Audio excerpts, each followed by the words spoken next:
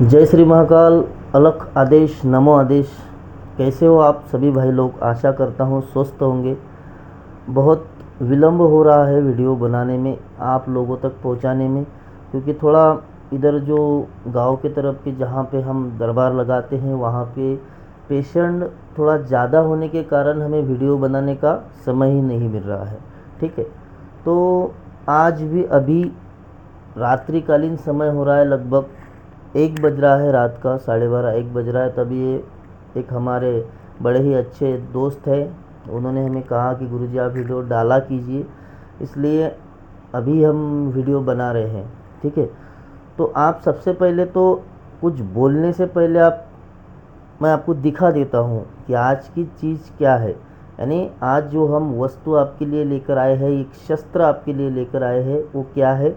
और उसके लिए हमने थंबनेल में फ्री फ्री फ्री ये क्यों लिखा है? तो भैया ये फ्री तो नहीं है, उस पर वो भी लिखा है, लेकिन आपको फ्री के बराबर ही है। जितने पैसों में ये मिल रहा है शायद ही कोई आपको दे सकता है। ठीक है, तो पहले तो आप ये चीज़ देख लीजिए। ठीक है, ये है भैरव दंड।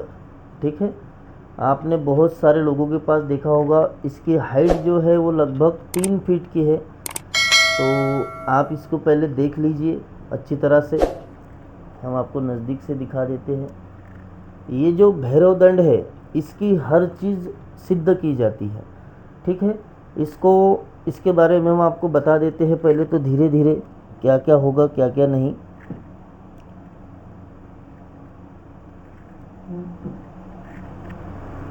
तो ये जो भैरव दंड है ये 3 झाड़ की लकड़ियों से बनता है। सर्वप्रथम बांस की लकड़ी से बनता है, साग की लकड़ी से बनता है, और तीसरा जो होता है उसे हर अपने अपने स्टेट में अलग अलग नामों से जाना जाता है, लेकिन हमारे यहाँ उसको जो कांटे काटे आते हैं पूरे उसके नीचे, उसके जड़ से लेकर के ऊपर हर टहनी को उसको काटे होते हैं। ठीक है, उस पेड़ की भी भैरव दंड बनाया जाता है, लेकिन इसकी पूरी प्रॉपर विधि आपको कोई नहीं बताएगा, हम भी नहीं बता सकते इसको प्रचलित, लेकिन हम आपकी जानकारी के लिए आपको कुछ चीज़ें इसकी बता देते हैं। ये जब तैयार किया जाता है तो जो लकड़ी काट करके लेके आते हैं उसको ज़मीन पर नहीं रखना होता है। ठीक है, उसको काट करके ऊपर के ऊपर ही उसको लटकाया जाता है उसी पेड़ को, या तो फिर आप उसको ज़मीन पर बिना रखे घर पे लेके आकर के उसको छांव में सुखाया जाता है, या धूप में भी आप सुखा सकते हो, लेकिन ज़मीन को उसका स्पर्श नहीं होना चाहिए। उसके बाद जब सूख जाएगा उसके बाद आपको कारागिर के पास लेके जाना होता है। कारागिर उसको, जो कारागिर होते हैं इसके बनाने के, जिसको ये अंकित करते हैं, वो भी आपके भरोसे का होना चाहिए। तो उसको जा कर के वो लकड़ी वो मशीन से लगा लेता है और उसको ऊपर ही ऊपर उसका सब डिज़ाइन बना देता है। जब बन जाता है तो उसको अच्छी जो नदी होगी, जो पानी उसका बहता है, उस जगह पर ले जाके उसको स्नान वगैरह पंचामृत से, उसके बाद जल से स्नान करना होता है। फिर उसको आप नीचे रख सकते हो। फिर उसको ला करके घर पर लाना होता है। घर पर लाने के बाद आपको कोई भी पेंटर अच्छा सा जो भरोसेमंद हो उसको ला करके भगवान शिव के बराबर उसके सब कलर के अंकित किया जाता है। उसके ऊपर यंत्र वगैरह जैसा आपको डिज़ाइन देना हो ऐसा आप दे सकते हो। ठीक है, उसके बाद इसमें ये जो आप रस्सी देख रहे हो, ये जो रस्सी है ये जो भेड़ के जो बाल आते हैं उससे बनाई जाती है। इसके बाल लेके आने पड़ेंगे उसको। एक जो रस्सी बनाएगा उसको दे करके रस्सी बना लेनी होती है। इस रस्सी को भी सिद्ध किया जाता है अलग तरह से। उसके बाद इसको घुंघरू आते हैं, जो घुंघरू अभी सिद्धि में है वो घुंघरू उसको लगाना अभी बाकी है। वो घुंघरू इसको लगा करके वो घुंघरू भी अलग से सिद्ध करने होते हैं, जो इसके कमर में वो घुंघरू लगे रहते हैं। उसके बाद इसको नीचे से एक ताम्र का कड़ा आता है, वो भी लगाना बाकी है, वो भी सिद्ध किया जाता है। उसके बाद इसको यहाँ पे चांदी के 2 बांधे दिए जाते हैं, यहाँ पर और यहाँ पर। वो बांधे भी इसके बन के रेडी है। उसको चढ़ाने की विधि जो है उसको अभी थोड़ा सा समय है, ठीक है। अभी हमने 7 6 या 7 लोगों के कुछ ऑर्डर आए हैं, भैरव दंड चाहिए गुरुजी हमें, तो हमने बनाने के लिए दिए हैं।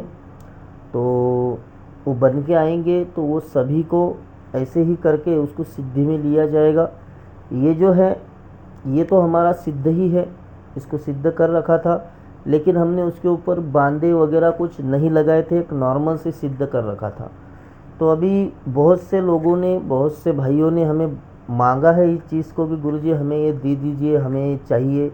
लोग पता नहीं कुछ 31,000, कुछ 41,000, कुछ 51,000 ऐसा चार्ज करते हैं, लेकिन इतना पैसा तो नहीं लगता है, ठीक है।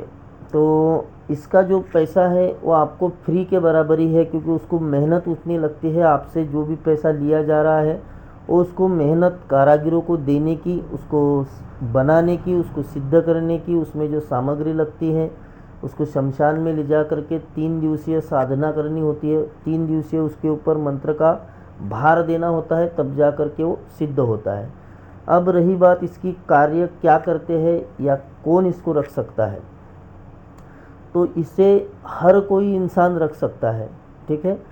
आप तांत्रिक हो, दरबार चलाते हो, तो आप भी इसे रख सकते हो। आपको तो रखना ही चाहिए, अगर दरबार है तो ये आपके दरबार की शोभा बढ़ाता है।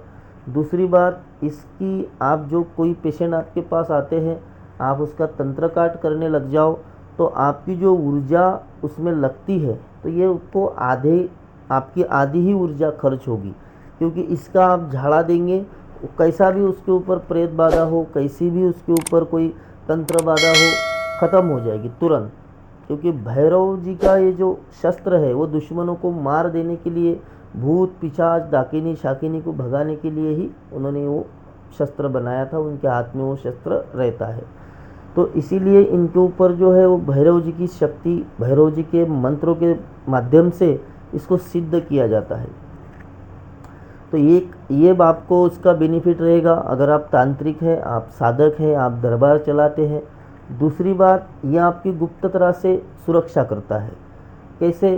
तो आप कहीं शमशान में जाते हो साधना करने, कहीं आप जंगल में जाते हो, कोई नदी किनारे जाते हो, या घर में भी करते हो, तो ये अगर आपके पास रहेगा, आपको इसकी सेवा करनी है, बस दूसरा कुछ नहीं करना। इसके साथ आपका मंत्र दिया जाता है, तो आपको सेवा करनी होती है नित्य। जब आप पूजा पाठ करते हो तो उनको पंचोपचार पूजन, जो नॉर्मल पूजन होता है वही करना होता है। दिया बत्ती दिखा करके, पुष्प आदि भोग आप अगर देना चाहो तो दे सकते हो, लौंग बतासे का, जलेबी या दूध का दे सकते हो, अगर आपकी जैसी आपकी व्यवस्था बन पाए।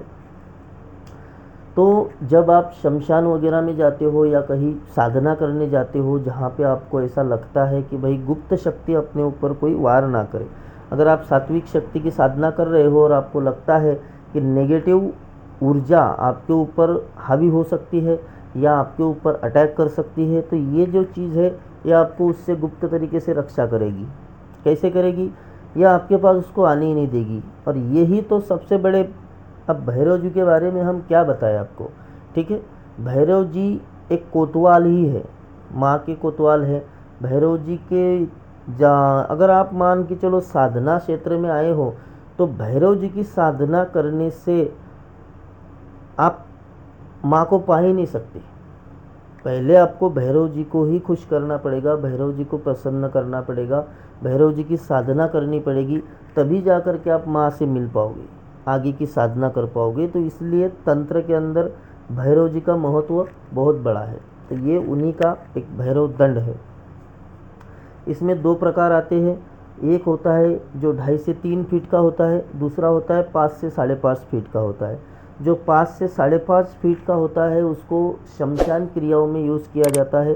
जब आप शमशानों में जाते हो और जो चिता के अंदर आप आहुति देते हो, उस समय खड़े रह कर के हाथ में भैरव दंड रहता है, उस समय वही भैरव दंड आपके काम आता है। ये जो है ये नॉर्मल भैरव दंड है, आप इसे कहीं भी ले जा सकते हो। कहीं अगर पेशेंट देखने जा रहे हो, दरबार में बैठे हो, गद्दी लगाए हो, इसको साथ जहाँ चाहो वहाँ ले जा सकते हो। तो ये हो गए इसके तांत्रिक लोगों के लिए बेनिफिट। आप इसका उतारा कर दो इसी के मंत्र से, 7 बार घुमा के उसको मार दो, ख़त्म हो जाएगा। उसके शरीर में कोई तंत्र बाधा है तो उसके जो काट होंगे वो अलग से होंगे, लेकिन अगर प्रेत बाधा है, पिशाच बाधा है, डाकिनी शाकिनी भूत मुंजा, ये अगर किसी के शरीर पर है तो ये तक्षण ख़त्म करके देगा।